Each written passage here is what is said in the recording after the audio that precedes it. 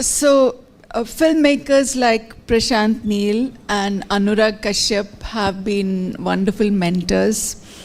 Prashanth has been mentor to my son Akhil, and I know when Akhil's faced the ups and downs, like all actors do, Prashanth has been there for him and kind of pulled him out of the depth of despair and given him a lot of courage to go on. And Anurag Kashyap has done the same for Akshat.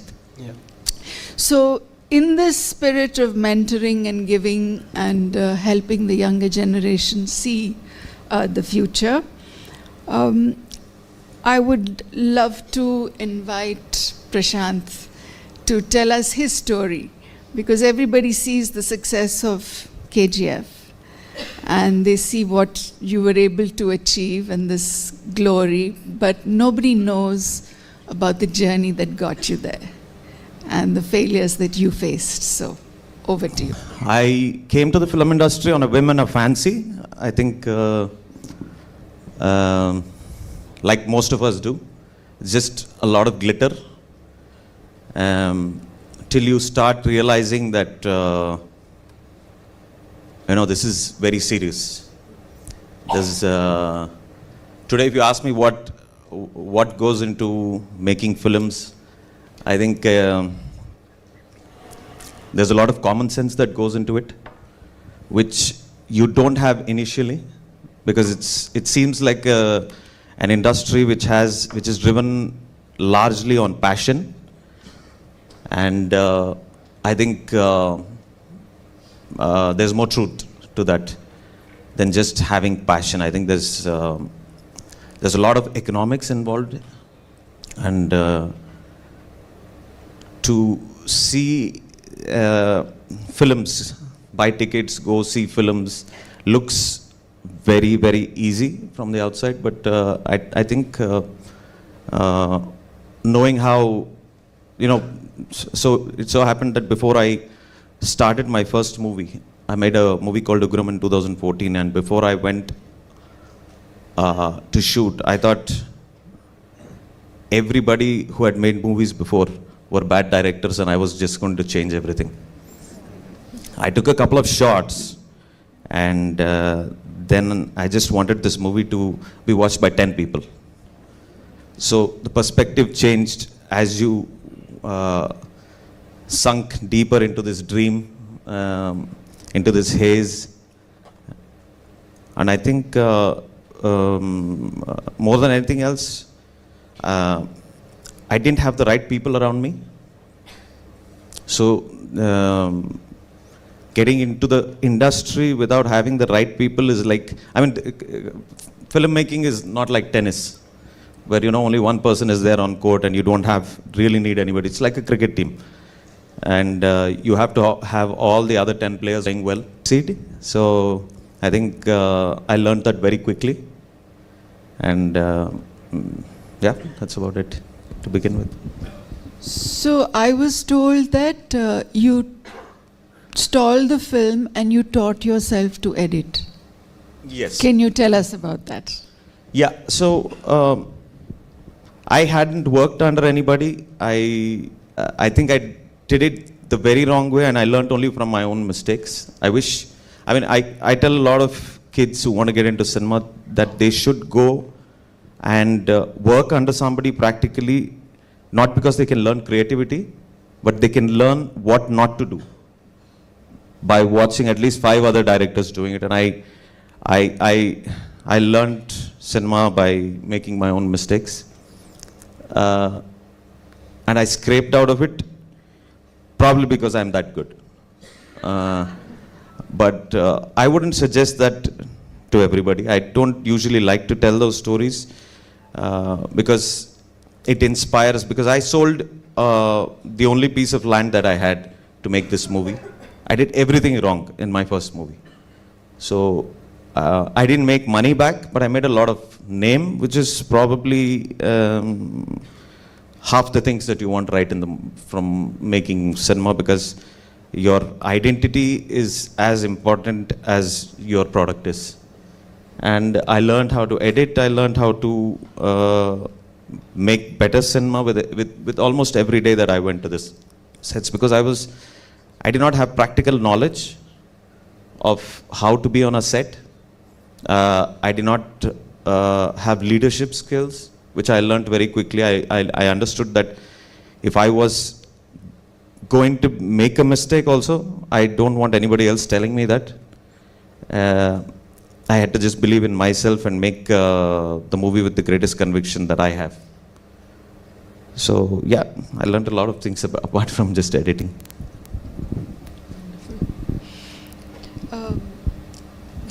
There were some questions that young filmmakers had for both of you, if I may refer to them. How do you cope with the self-doubt, and when things don't work out and you lose courage? How do you cope with that? And what are the guiding steps for young filmmakers on this? I think we face self-doubt every day, especially when you're working on a project. So my go-to strategy for avoiding self-doubt, probably not the best thing to do, but is to ignore it. When you ignore your self-doubt and you just go back to the process, and I think you go back to the discipline of doing that same thing again and again and trying to get a different result or a better result, whether it's when you're writing a script or whether it's when you're shooting. You don't have that much freedom, but then when you're prepping for it, you can probably apply that. So yes, I mean, we all go through self-doubt every single day, every single hour. There are days when you're just staring at the blank piece of paper and you're doubting every single word that you've written, and you are pressing that command A and deleting all of that. So yes, I think the one thing that we do when self-doubt comes is to accept that it's going to linger on, no matter what you do, no matter how big or how small you are in that process, where you are in that journey. I think self-doubt is going to creep up no matter what. So as long as you know that it exists, and as long as you know that you can ignore it, and not just ignore it, but follow it up with the discipline of doing the process, engaging yourself in the way things need to be done and not romanticize your situation with the self-doubt, I think you can make the next step. So that's how I tackle it. Andrew? There's a lot of disparity between what we write to what we execute, because it needs about 500 people to make the movie, but only one person to sit and write it. And I go back to my first movie where I thought I was going to be making the best movie in the world, and everything started changing, shot by shot started changing. Finally, when the movie was out, I thought it was about 15% of what I'd written. So this is something that every director has to get used to. Every person who's executing a movie has to get used to the fact that he's not going to be making the exact movie that he saw in his head. So all the self-doubt that I had in my first movie helped me cope with the other three movies that I've made, because I thought I had made the most terrible movie after I made it. And I remember I was standing under the shower several times wondering how I'm going to kill myself after the movie released. So, but when the movie came out, I realized that I had seen the movie so many times, that I have lost judgment of this movie, and probably the memory of getting the result of that first movie, it went the right way, of course. The result of that movie went the right way for me. Knowing that I did the right things, even when I had doubt, in my first movie helped me to make my other three movies without having enough doubt. And I think it never leaves you. So even when you go back and you revisit a work, they stand out for you. Thank you for that. In film education, you have the craft, the skills, the business sense, understanding audiences. You have a lot of culture, sensibility. There are discussions, watching films with the filmmakers and things. But the industry hires with the confidence and the grit which is not taught in film school. And it's just a comfort zone, film school is just a comfort zone because everybody's rooting for you, everybody wants you to do well, but the real world is so different. It needs a different kind of resilience, grit and courage to face the trolls, to face the competition, to face the critics. I remember when Shiva was releasing, Shiva, the film that Nagarjuna, my husband, had acted in and produced, Annapurna Studios had produced Ram Gopal Verma's first film. And many of the producers and distributors of the time had seen it and said, Babu, okka roz aadtai, aartundi. It'll run maybe for one day. Just think that whatever money you've lost, you'll lose. But the film went on to, there's a cinema before Shiva, correct. Telugu cinema before Shiva and Telugu cinema after Shiva. So, but at that moment, the courage and the grit that you have to have and to be able to do what you believe and what you think you are doing justice to, it takes a different kind of courage. What would you say would build that grit and courage?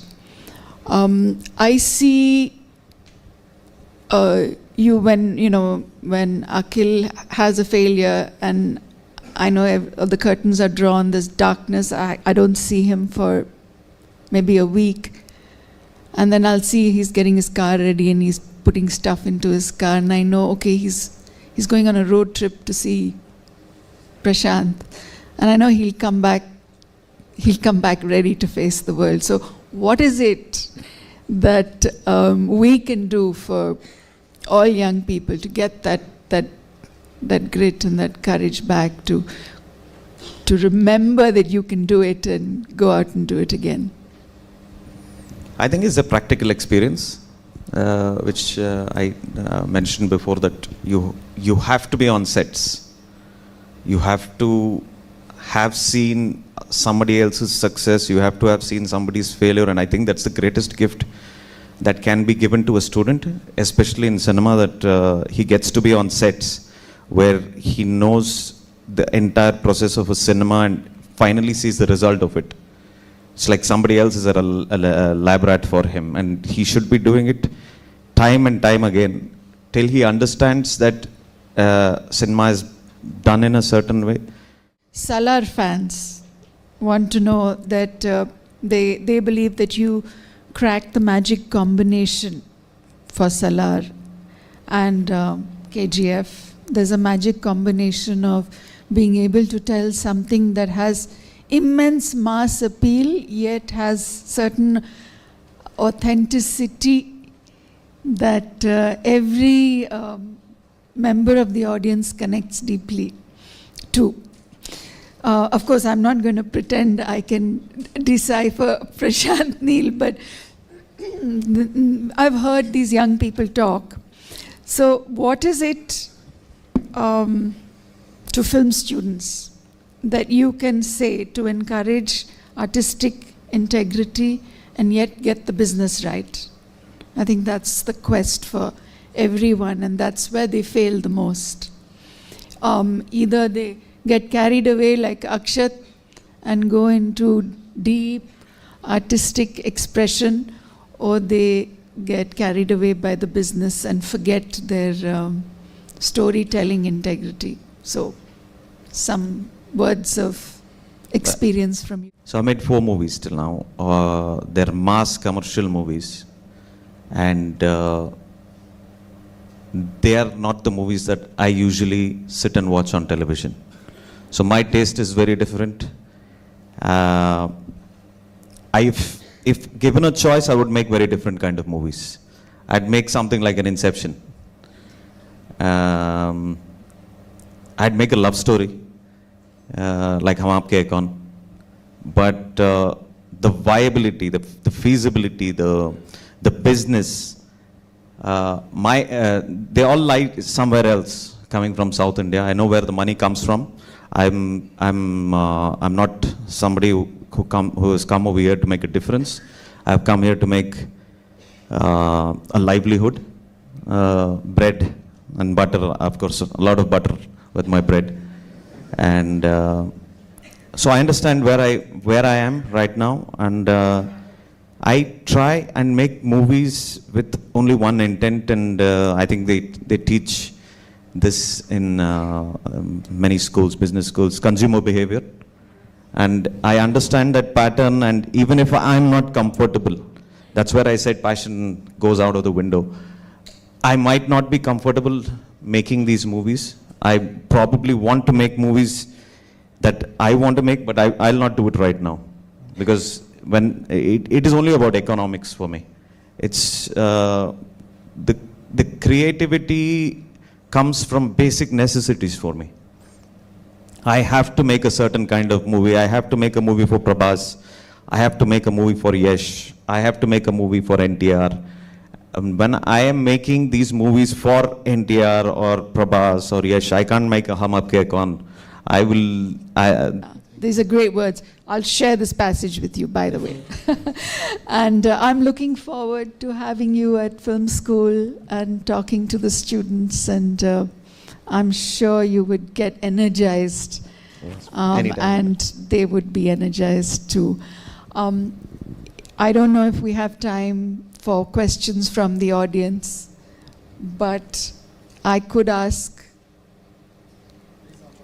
2 questions.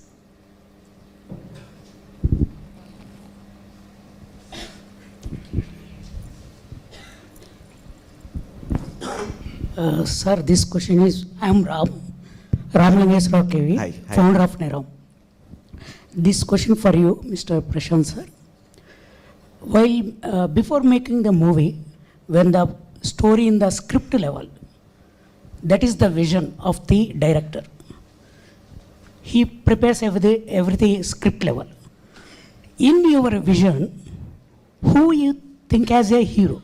Is it yourself or any other person?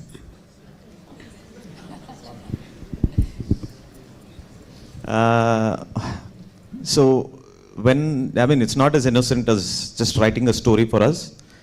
The moment we start writing characters, we say, okay, Amitabh Bachchan is going to be playing this character. The hero of this movie is going to be Prabhas. And the heroine is going to be played by Deepika Padukone. I'm talking about Kalki. I don't know why I mentioned all of those names. But I'm just giving you an example. So it would have been fantastic for us not to have, and we could even sketch it out. But it happens that, it is probably the most polluted way of making, of telling stories. It's not as beautiful as we think it is from the outside. It is commercial. You go pay money, pick up popcorn, and I don't know why I'm belittling the film industry also right now, but it is very simple. We make film for the screen. It is an audio visual experience. So we do everything possible to enhance that only through audio and video. So the way we think is very different. I wish we could just make a pure story and say it the way that story is, because our stories are more beautiful than they appear on screen.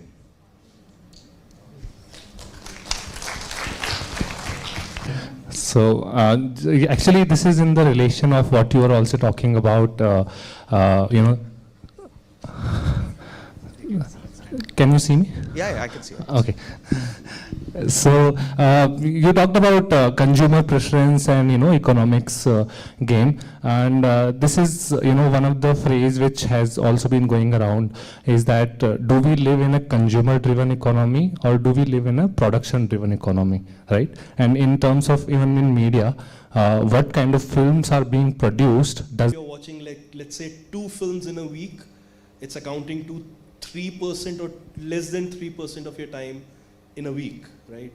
So if that is making you do something wrong, then there's something inherently wrong with you.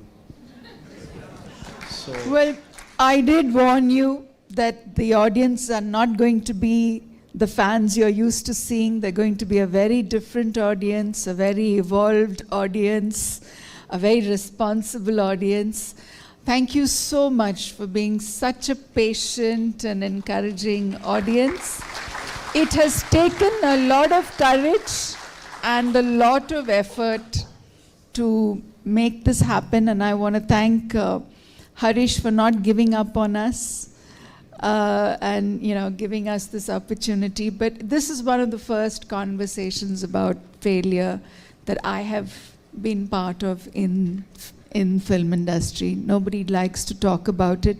Everybody's hurting too much, and everybody's in their own struggle. So thank you. Thank you. Thank you, Prashanth.